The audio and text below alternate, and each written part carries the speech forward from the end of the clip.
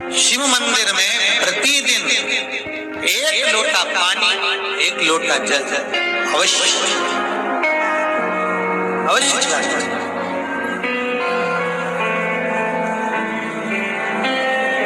1 लोटा पानी भगवान शंकर को अवश्य। क्या होता है? 3 दोष समाप्त होते हैं 1 लोटा पानी शिव जी को चढ़ाने से। 3 दोष। पहला पितृदोष, दूसरा वास्तु दोष और तीसरा कालसर्प दोष। जब हम घर में से जल लेकर जाते हैं तो हमारे घर का पानी जब जाता है तो घर का जो वास्तु केंद्र होता है वो रसोई घर होता है। रसोई घर में से जल ले जाकर शिव जी को चढ़ाते हैं तो उससे वास्तु दोष समाप्त। दूसरे नंबर पर है पितृदोष। घर का जो मटका होता है, परिंदा होता है, हंडा होता है, वो पितरों का स्थान है। उस पितरों के स्थान पर जो जल भरा होता है उसमें से अगर भाग भगवान शिव को चढ़ाया जाए तो पितरों का देवता आर्यमान भगवान शंकर के कहने पर चलता है। इसलिए वो भाग जब शिव को प्राप्त होता है तो आर्यमा संतुष्ट होकर पितरों को भी फल प्रदान करता है। तीसरे नंबर पर कालसर्प दोष। भगवान शंकर को 1 लोटा पानी अगर चढ़ा रहे हो, भगवान शिव पर 1 लोटा पात्र जल का अगर चढ़ा रहे हो तो आपका कालसर्प दोष समाप्त। कालसर्प दोष होता कैसे? शंकर भगवान का चढ़ा हुआ जल तुलसी जी में चढ़ाने से पत्रिका में कालसर्प दोष हो जाता है। जैसे माँ जो होती है ना, घर की जो माँ होती है, अगर गर्भ में बच्चा है, गर्भ में संतान है और वो शिव जी पर अगर 1 लोटा पानी जैसे शंकर जी पर जल चढ़ाया, थाली में सारे भगवान को नेला लिया, गणेश जी, देवी जी, शंकर जी, सारे देवताओं को एक ही थाली में रखकर स्नान कराकर वो शंकर का चढ़ा हुआ जल जब चढ़ाया जाता है तुलसी जी में ले जाकर लोग डाल देते हैं, उससे जो बच्चा जन्म लेता है उस बच्चे की पत्रिका में कालसर्प दोष आ जाता है।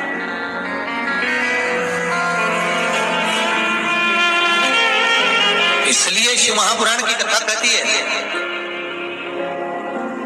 सारे देवताओं को भले एक ही थाली में स्नान करा लो, एक ही पात्र में स्नान करा, पर देवाधिदेव महादेव को एक छोटे से पात्र में अलग से स्नान करा लेना चाहिए, अलग से।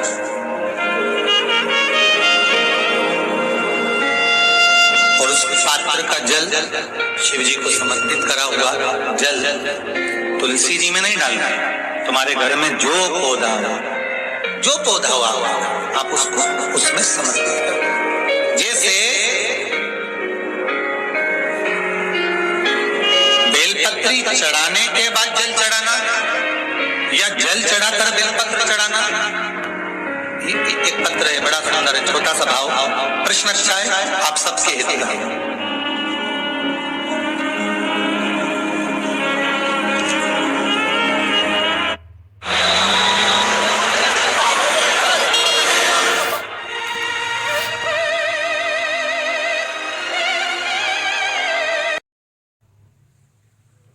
तो तुलसी महारानी हमें ये बता देती है कि हमारे घर में सुख आने वाला है कि दुख आने वाला। जैसे शनि अपना प्रकोप दे रहा है या शनि उतर रहा है, ये किसी से पूछने की जरूरत नहीं पड़ती, अपने आप मालूम पड़ जाता। कैसे? शनि कथा अगर आपने सुनी हो तो उसमें व्याख्यान आता है शनि कथा में, पांव की चप्पल बार बार टूट रही हो, कमर से नीचे जो वस्त्र पहने हो वो फट रहे हो, कहीं पजामा है, धोती है, आदिक वस्त्र हैं, कपड़े हैं, वो अपने आप फट। आज के जमाने में तो फटे फटाए पहनते हैं लोग, फैशन। उसकी गारंटी नहीं है, उसका हम वर्णन नहीं कर। हम जब पहनते हम समझ जाते हैं इसको शनि तो ऑलरेडी लगा ही हुआ। जब उनका घुटना घुटनी सब फटा हुआ दिखता है तो उसमें लग जाता है कि शनि पहले से लग गया बापड़ा, उनके पहने से तो मालूम पड़े। शनि का नियम है, शनि कथा कहती है पांव की चप्पल बार बार टूट रही हो, घिस गई हो, बत्ती टूट रही हो, कुछ कर रही हो, और अगर कमर से नीचे जो वस्त्र पहने हो वो अपने आप फट रहे हो, समझ लेना कि शनि पांव से प्रवेश कर रहा, मतलब अपनी प्रखरता शनि दिखा रहा। किसी मंदिर में गए महाराज और वहां जाने पर चप्पल चली गई तो समझ लेना शनि की कुदृष्टि अब पड़ना बंद होना चालू हो गया। कितना सुंदर कहा है महाराज। जूता चप्पल आज के जमाने में तो फैशन हो गई साहब, घर की चप्पल अलग होती है, बाहर की चप्पल अलग होती है। लोग घर में चप्पल किचन तक में पहन के जाते हैं। अरे पानी ले जाओ सीओर से, रसोई घर में लोग चप्पल पहन कर जाते हैं। जहां भगवान का प्रसाद बन रहा है, जहां अन्नपूर्णा निवास कर रही है, और पूछो तो करे किचन की चप्पल है तो माथे पे रख लो। तो अपनी माँ को जरूर देखना है एक बार, वो बूढ़ी माँ कितनी बार किचन में चप्पल पहन कर गई, मुझे जरूर फोन कर कर बताना। बूढ़ी माँ रसोई घर में आज भी बिना चप्पल के जाती है, और बहुओं की कहीं एड़ी नहीं फट जाए, ठंड नहीं बैठ जाए, इसलिए ये रसोई घर तक में चप्पल पहनकर जाती है। सूर्य नारायण की कथा पढ़ना, शनि महाराज की कथा पढ़ना, और गरुड़ पुराण की कथा पढ़ना। जिन जिन कथाओं का हम व्याख्यान करें उसको पढ़ना जरूर हो। क्या लिखा है, घर के अंदर जब चप्पल जाती है, रोग, बीमारी, कष्ट, तकलीफ चालू हो जाती है। तुमने चप्पल क्यों पहनी?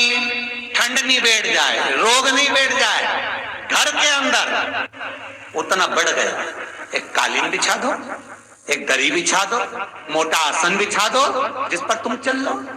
जरूरी है, कई कई लोगों को हमने ये भी देखा कि कालीन पर भी चप्पल पहन के चलते, और ब्राह्मणों को भोजन परोस रहा है, गुरुजन को भोजन परोस रहा है, ठाकुर जी की थाली बना रहा है, ठाकुर जी का थाल लगा रहा है, तो भी चप्पल है पांव।